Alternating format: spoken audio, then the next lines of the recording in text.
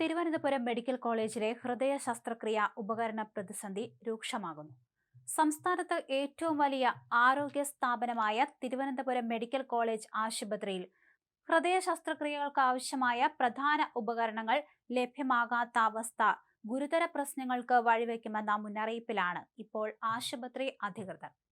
Cardiology വിഭാഗം മേധാവി ആശുപത്രി സൂപ്രണ്ടിന് നൽകിയ കത്തിലാണ് പ്രശ്നത്തിന്റെ ഗുരുതരാവസ്ഥ വ്യക്തമാക്കിയിരിക്കുന്നത്. ഹൃദയ ശസ്ത്രക്രിയകൾ തടസ്സപ്പെടാൻ സാധ്യതയുണ്ടെന്നും അടിയന്തര ഇടപെടൽ അനിവാര്യമാണെന്നും കത്തിൽ ചൂണ്ടിക്കാണിച്ചിരുന്നു.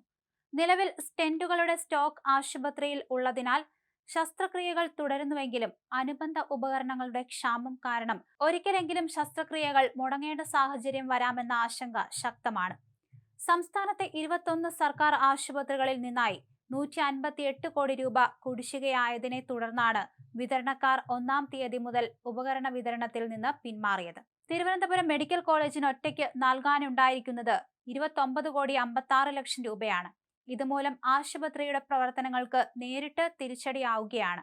പ്രശ്നം അടിയന്തരമായി പരിഹരിക്കാൻ വിതരണ കമ്പനികളുമായി ചർച്ചകൾ ആരംഭിച്ചിട്ടുണ്ടെങ്കിലും കാര്യമായ പുരോഗതി ഉണ്ടായിട്ടില്ല.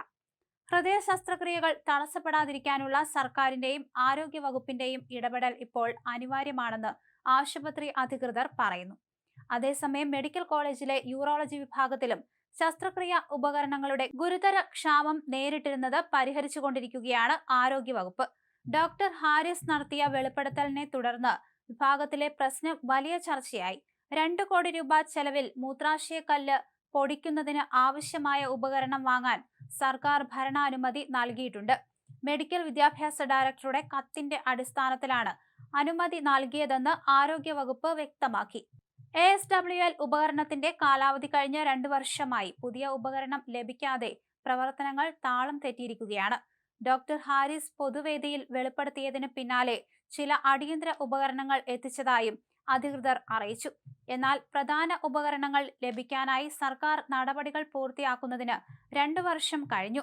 സമഗ്രമായ ഇടപെടലുകളില്ലാതെ മെഡിക്കൽ കോളേജിലെ പ്രധാന ശസ്ത്രക്രിയകൾ തന്നെ തടസ്സപ്പെടാൻ സാധ്യതയുള്ളതിനാൽ സംസ്ഥാന ആരോഗ്യ സംവിധാനത്തെ ആകെ ബാധിക്കുന്ന പ്രതിസന്ധിയാണിതെന്ന് വിദഗ്ധർ വിലയിരുത്തുന്നുണ്ട്.